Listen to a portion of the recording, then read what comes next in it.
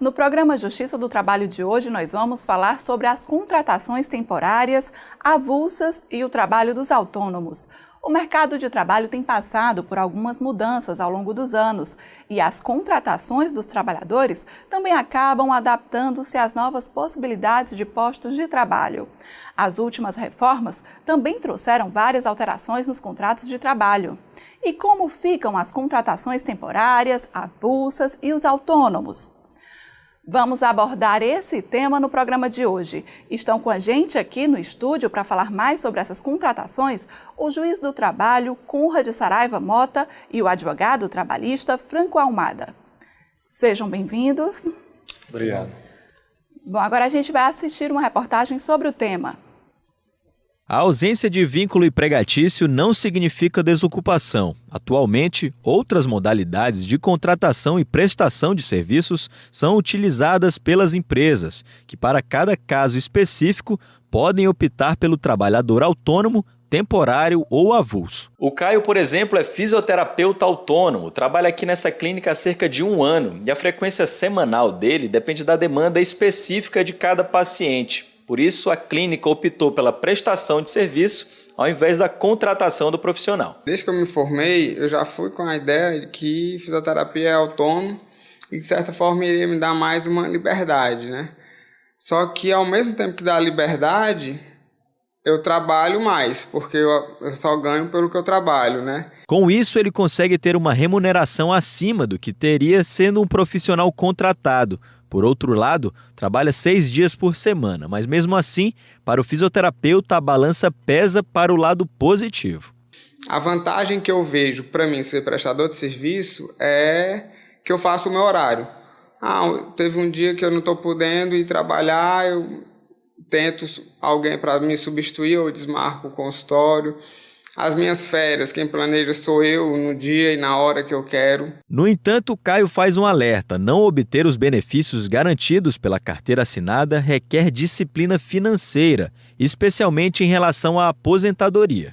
Como prestador de serviço, eu trabalho mais, ganho mais, só que cabe a mim gerenciar o que eu ganho, porque como eu não tenho nenhum desconto já de carteira de trabalho, eu tenho que gerenciar o tanto que eu ganho para poder fazer uma economia para a minha aposentadoria. Já no caso dos trabalhadores temporários, todos os benefícios da CLT estão preservados, mas como o próprio nome diz, o vínculo é sazonal, pode durar poucas semanas até alguns meses. Por isso, todo o cálculo relativo às férias, 13º e aposentadoria, por exemplo, devem ser proporcionais.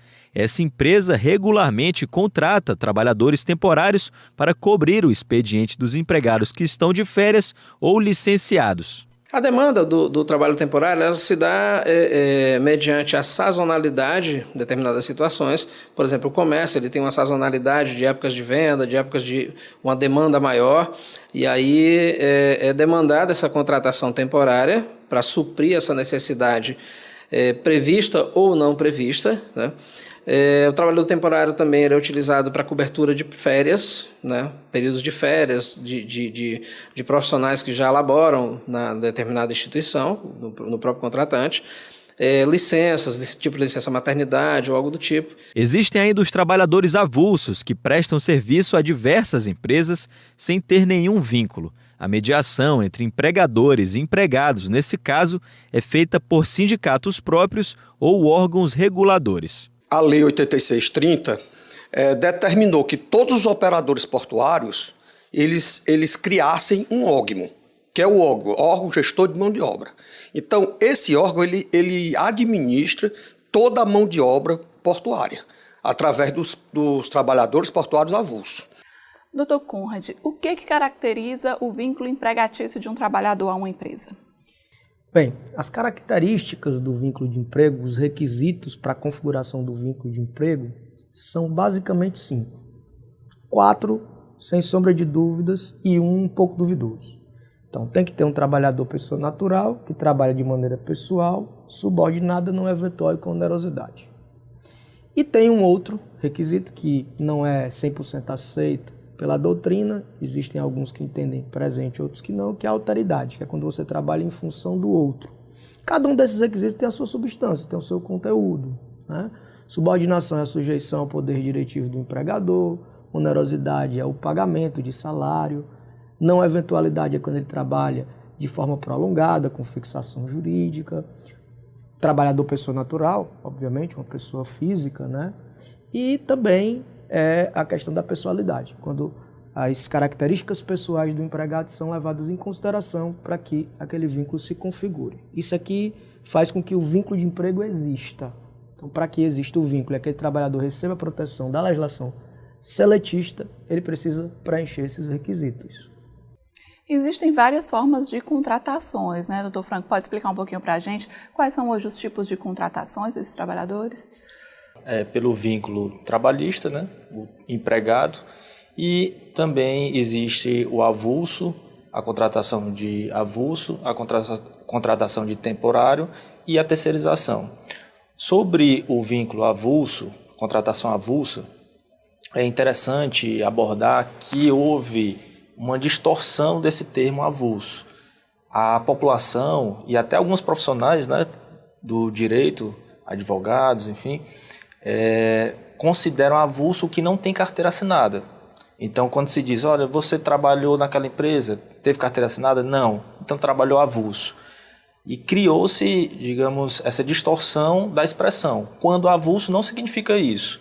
Ele quer dizer o trabalho desenvolvido para várias empresas por meio de um sindicato, sendo o trabalhador sindicalizado ou não, ou por meio do ógmo. A gente pode ter como exemplo o trabalhador avulso portuário, onde ele presta serviço para várias empresas sob intermediação do ógmo. Esse trabalhador avulso, ele tem todos os direitos assegurados, os direitos trabalhistas? Quais são os direitos desse trabalhador? Isso que o Dr. Franco falou é interessante, Camila, porque há um sentido técnico da palavra e há um sentido vulgar, né? Não só do avulso. O avulso, como ele explicou, ele muitas vezes é compreendido como trabalhador irregular, mas na verdade ele tem uma característica específica, né? Ele não é um empregado, ele está dentro do segmento de trabalho avulso, trabalha sem vínculo empregatício para diversos tomadores, sempre por intermédio do sindicato ou do órgão gestor de mão de obra. Tem todos os direitos do trabalhador, porque eles são equiparados ao trabalhador com vínculo de emprego por força da Constituição. Mas essas expressões que a gente escuta no dia a dia, elas têm um sentido técnico diferente do sentido vulgar e acabam gerando confusão. É o caso também do temporário, né? Muita gente não compreende o trabalhador temporário como um terceirizado, e ele é um terceirizado. O trabalhador temporário trabalha através de uma empresa de trabalho temporário. Aí confunde o trabalhador terceirizado temporário com o provisório, que é uma outra figura que é signatária de um contrato especial regido por uma lei, que é a Lei 9.601 de 98, que confunde com o trabalhador em contrato de experiência, que é um trabalhador que trabalha por tempo determinado, mas para desenvolver aquele trabalho dentro de um determinado período para saber se ele vai ou não continuar. Então, essas expressões, trabalhador temporário, provisório, experiência, avulso, elas têm um sentido técnico específico, mas muitas vezes elas não são compreendidas, muito bem compreendidas pela população. Não só pelo trabalhador, mas também pelo empregador e pelo profissional. E aí acaba que até a incidência da legislação sobre essas figuras acaba ficando meio diluída, difícil, porque você usa o termo técnico no sentido vulgar, né? E esse tipo de desconhecimento acaba gerando muitas ações na Justiça do Trabalho? Gera porque para você poder receber essa informação, filtrar, e aí o Dr. Franco pode até falar melhor do que eu, porque a gente, quando chega num processo para julgar, a gente já pega a tese construída, né? Que é construída pelo advogado e depois é rebatida por uma outra tese da empresa. Mas muitas vezes esse filtro é difícil, porque o trabalhador, às vezes, ele não tem condição de explicar. Então ele usa aquele termo no sentido vulgar e você, se não souber compreender, né, o que é que está por trás, você pega aquele termo no sentido vulgar e põe no sentido técnico. E aí você erra. Pode fazer um pedido, por exemplo, descabido, né? E pegando aqui esse exemplo da justiça, se você tiver um magistrado mais, digamos assim, apegado à legalidade dos pedidos, da causa de pedir, a gente sabe que tem acontece muito na Justiça do Trabalho de uma flexibilização maior do que é causa de pedido, do que é pedido, até para tentar simplificar o acesso do trabalhador à justiça. Mas se você se deparar com um magistrado mais apegado à lei e você disser na sua petição que o trabalhador ele era avulso e pediu um reconhecimento do vínculo e ele não, na realidade, não existiu o trabalho avulso, mas só o trabalho sem carteira, ou seja, o trabalho clandestino, vai ficar difícil realmente você conseguir êxito na ação para o reconhecimento desse vínculo, porque você vai estar pedindo, numa linguagem técnica, o trabalho avulso, mas vai estar abordando em outros momentos que esse trabalhador, por exemplo, era um pedreiro ou era sei lá, um técnico de enfermagem. Isso não vai bater com a tecnia do trabalho avulso. Então, às vezes, essa dificuldade. Só para a gente dar um exemplo bem rápido sobre essa questão da linguagem, caiu também no popular de se cobrar o abono. Às vezes a gente, como advogado, vai atender uma pessoa e a pessoa diz, olha, doutor, eu quero que cobre meu abono. Só que o abono, na linguagem popular, é o salário família. Então, até o advogado entender essa linguagem e cobrar o que é abono e colocar na petição salário família e não colocar abono e a petição é errada, digamos assim, e não conseguir êxito, é uma dificuldade e um desafio para quem está atuando no direito. Ok. A gente vai fazer uma pausa e volta em instantes com o programa Justiça do Trabalho.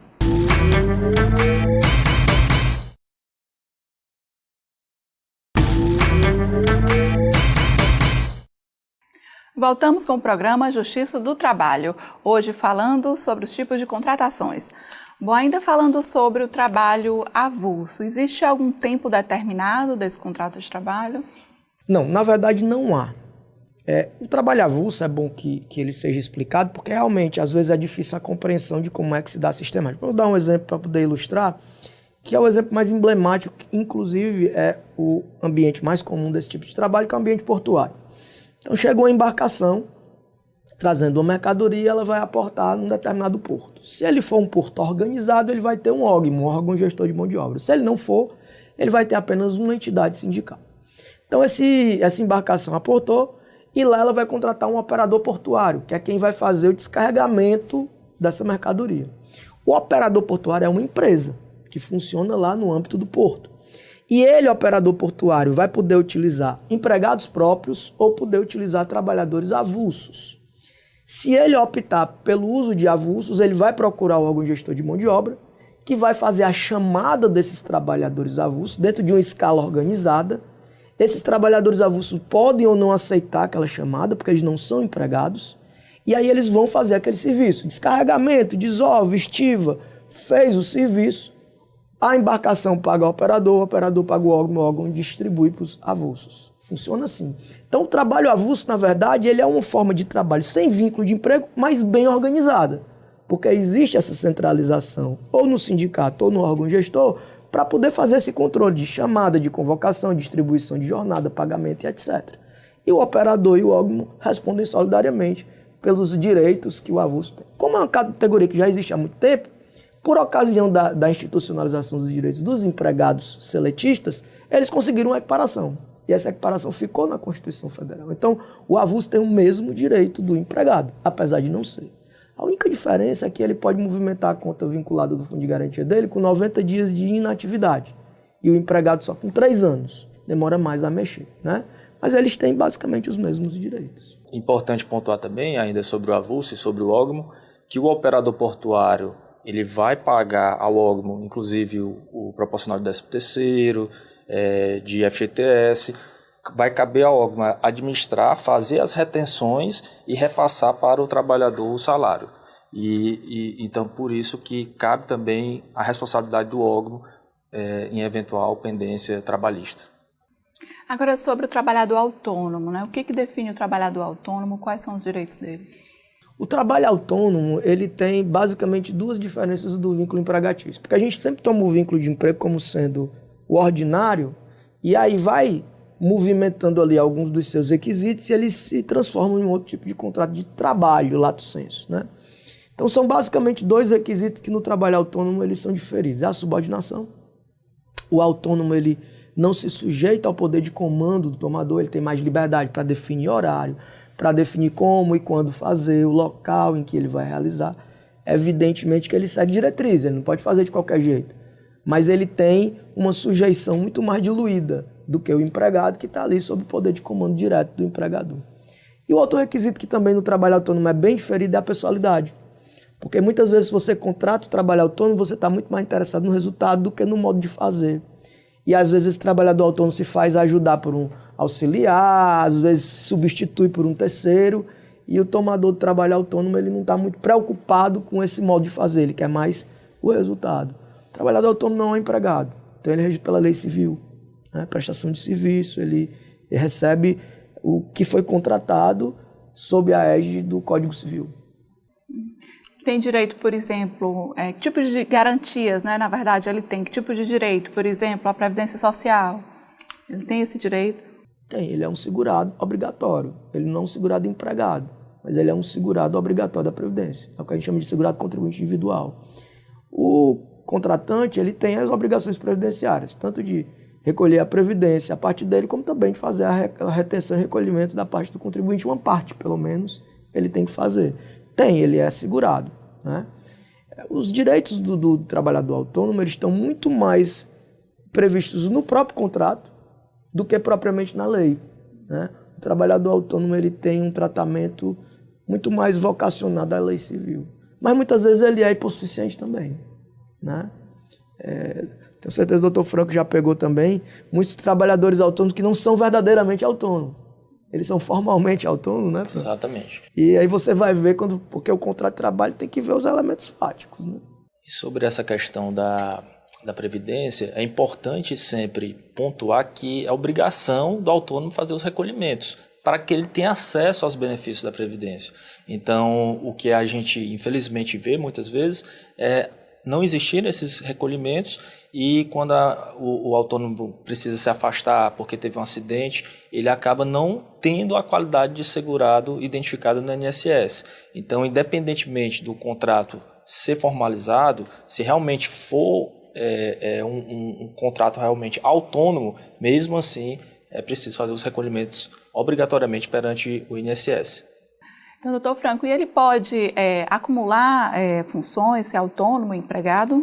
Sim, ele pode, por exemplo, ser um empregado da empresa por um período parcial e saindo daquele período parcial ele pode prestar serviços como autônomo para outros serviços como autônomo. Inclusive, é bom também informar que o próprio trabalhador ele pode ter mais de um contrato de trabalho. Às vezes é uma dúvida que é gerada, principalmente quando o trabalhador sai do contrato, é demitido ou é colocado por justa causa, o que for, e a carteira dele não é baixada, e fica essa dúvida, eu posso assinar minha carteira sem haver essa baixa? Ora, se eu posso ter 2 contratos de trabalho, então a pergunta já está, né, respondida. É uma dúvida constante essa questão de que se a pessoa pode ter mais de um contrato de trabalho. Bom, a gente vai fazer mais um rápido intervalo e volta daqui a pouco com o programa Justiça do Trabalho.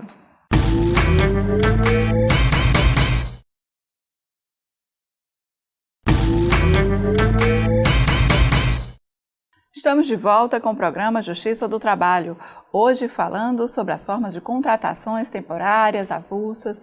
Doutor Conrad, falando agora um pouco da contratação temporária, o que caracteriza esse tipo de contratação? Pronto. A palavra temporário, se você for analisar a etimologia, ela vai dar uma ideia de limitado no tempo. E aí você muitas vezes tende a generalizar, todo contrato de trabalho limitado no tempo é temporário. Na verdade, tecnicamente, o trabalho temporário ele é um tipo específico de contratação terceirizada, é um tipo específico de intermediação de mão de obra, onde um tomador, chamado empresa cliente, contrata uma empresa interposta, chamada empresa de trabalho temporário, e através desta empresa há um trabalhador que é contratado para 2 situações específicas. Substituição de pessoal regular e permanente. Um trabalhador, por exemplo, se afastou por conta de um benefício previdenciário, está de férias e ele precisa ser substituído. Contratou aquele temporário para aquela atividade. Ou então no caso de acréscimo de serviços.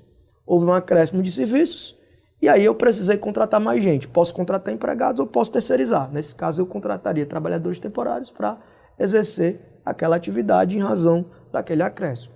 Como é temporário, e aí obviamente que não foge a isto, né? Ele tem um prazo determinado. O contrato de trabalho temporário ele pode durar até 180 dias, prorrogáveis por mais 90 dias. Então, no máximo, ele tem uma duração máxima de 270 dias.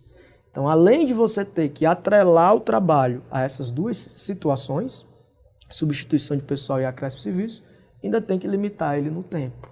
Então, é um tipo de intermediação de mão de obra. Ele sempre tem, o trabalhador temporário, ele tem que sempre ser contratado por intermédio de outra empresa, uma empresa terceirizada? Sim, é um dos requisitos desse contrato, essa intermediação de mão de obra. Inclusive, essa empresa ela tem que estar cadastrada no Ministério do Trabalho e tem que ter o suporte econômico relativo a contratante também. Como é que ficam aí os direitos, né, desses trabalhadores, né, e quem arca com isso? Na lei que regulamenta o trabalho temporário, que é a Lei 6.019/74, foi alterada recentemente pela Lei 3.429, ele tem equivalência de direitos com o empregado, que a gente chama de salário equitativo. Então, os mesmos direitos que o trabalhador regido pela CLT tem, o temporário também tem. Como é que fica a distribuição de responsabilidades? A empresa de trabalho temporário responde diretamente e o tomador subsidiariamente, então residualmente. Não houve o pagamento, cobra-se da empresa de trabalho temporário e do tomador. A empresa de trabalho temporário tem preferência, digamos assim, se ela não tiver, chega ao tomador, que é a empresa contratante. Então a distribuição de responsabilidade se dá dessa maneira. Doutor Franco, hoje quais são os casos mais recorrentes envolvendo esse tipo de trabalhador quando a gente fala aí nos quesitos de direitos, né, dessa responsabilização de direitos? Aí? Bom, o caso mais recorrente de contratação, como o doutor Conde falou, são essas eventualidades na empresa, né? Ou a saída do funcionário para férias ou o aumento da necessidade da empresa em contratar mão de obra. E os casos recorrentes pode ocorrer, por exemplo, quando o contrato de trabalho ele passa o tempo, que é até de 270 dias, então, e se continua o vínculo, então pode configurar um vínculo direto com a empresa cliente, né? É importante indicar que, passada essa primeira contratação temporária, que pode ser até de 270 dias, mas também pode ser menor. Por exemplo, se no contrato original for de 100 dias, eu só posso prorrogar por mais 90. Se eu não usei os primeiros 180 dias, eu não posso mais prorrogar pelos 270 dias. Não sei se ficou bem claro.